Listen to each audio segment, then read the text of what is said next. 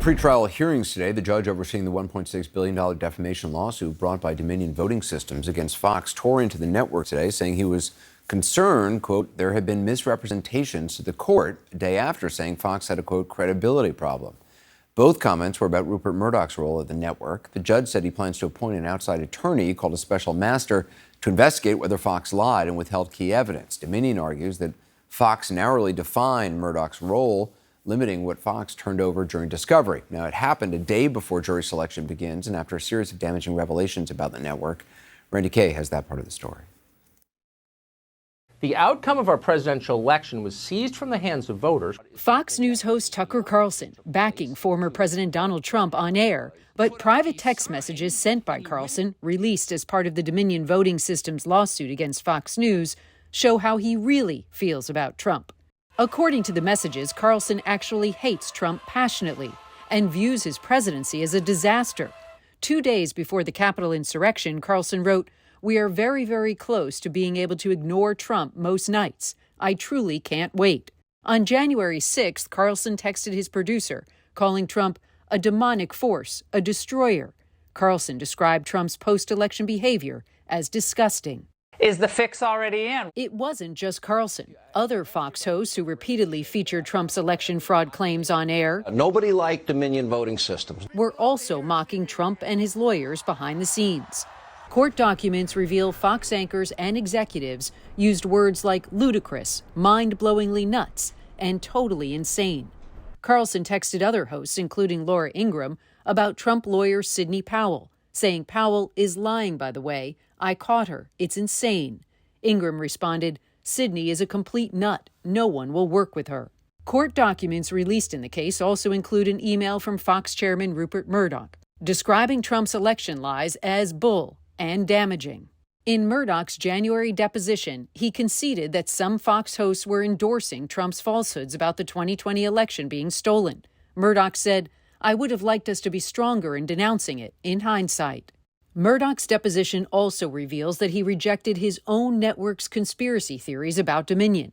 When asked by Dominion's lawyers, do you believe that Dominion was engaged in a massive and coordinated effort to steal the 2020 presidential election, Murdoch replied, no. Promotion of the false claims was also rejected by the network's D.C. managing editor, court documents show. In my 22 years affiliated with Fox, this is the closest thing I've seen to an existential crisis, at least journalistically, Bill Salmon wrote to a colleague. Still, Fox News denies wrongdoing and says it was reporting on newsworthy allegations about the election. Why were Fox hosts saying one thing on the air and something else privately? Dominion contends this was all about business and not alienating the base loyal to Trump. When Fox reporters tried to report the facts, they were attacked. Court filings show Tucker Carlson was livid after a Fox News reporter fact-checked Trump's tweet about votes allegedly being destroyed. Carlson texted coworkers, please get her fired. Seriously, what the F? It needs to stop immediately, like tonight. It's measurably hurting the company. The stock price is down. Not a joke. Documents from court also show Fox News chief Suzanne Scott was furious after a correspondent for the network fact-checked Trump's election lies, warning it was bad for business.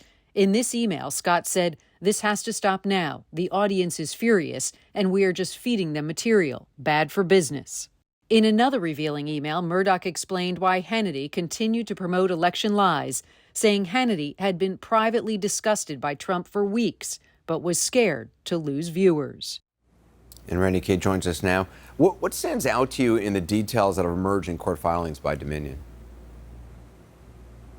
Well, Anderson, what's remarkable in these legal filings is you can see how worried Fox hosts and executives were. They were worried about losing business. They were also worried about losing viewers, certainly to Newsmax, which was also pushing these false election conspiracy theories. And when you look at the whole breadth of the text messages and the emails, you can really see the Fox business model, at least according to Dominion. They have said that it's not about delivering the truth. Dominion says that it's about pushing content and conspiracy theories to these viewers, feeding them all of that to keep them hooked. Now, more specifically, Dominion has alleged in the lawsuit that Fox News recklessly disregarded the truth because it was more concerned about business. And Dominion is now saying that these emails, text messages, and also the deposition testimony speak for themselves, Anderson. Randy Kay, appreciate it. Thank you. Perspective now from retired First Amendment lawyer Lee Levine, who's represented Fox News, CNN, and many other media organizations in his distinguished 40 years of practice. Lee, when you hear the developments in court today, the judge accusing Fox's legal team of making misrepresentations, saying he's likely to appoint a special master to investigate, is that a big deal to run afoul of the judge like this on the eve of a trial? Oh, yes, it is a very big deal, Anderson. It's a big deal on three levels. First, one of the things that the judge said today was that he was likely going to give the jury what's called an adverse inference instruction, which means that he's going to tell them that because Fox did not produce information and discovery that hampered Dominion in its ability to defend the case, the jury can infer from that that the information that Fox didn't provide would have been helpful to Dominion. And that is coming from the judge. That will be very powerful to the jury, especially on top of all of the emails and texts that you just discussed on the air. The Judge Davis, also sanctioned Fox, basically saying Dominion can conduct new depositions with witnesses, and if they do, Fox has to pick up the costs. I don't know if Dominion will actually take the judge up on that, on the offer, if there'll be other sanctions. If you were representing Dominion, how would you want to proceed? Would new depositions mean a halt to the trial? Not necessarily. There are obviously going to be a number of witnesses in the case. The ones that are impacted by the new information that has just recently been turned over by Fox to Dominion are very few. So theoretically, those depositions could be taking place at another location while the trial is going on, and Fox could make those witnesses available both for the depositions and then for their trial testimony, and Dominion could have the advantage of having that information gleaned from the deposition when they actually put the witnesses on the stand. And this revelation is Rupert Murdoch apparently held dual roles at both Fox News as well as his parent company, Fox Corporation. Could that explain why that has why does that have the potential to be significant to this case? Is it just that they didn't specify that to Dominion?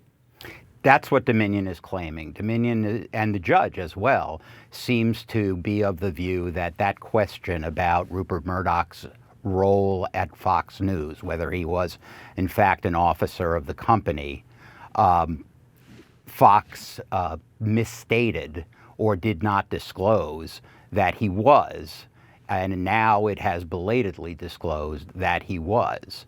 And the judge is very concerned that that was a misrepresentation that prejudiced Dominion, because if Dominion had known that Murdoch was an officer of the corporation, it would have arguably been entitled to a broader array of documents to be produced from Murdoch, because he would have had, at least theoretically, control over a broader range of documents. And they never got those documents.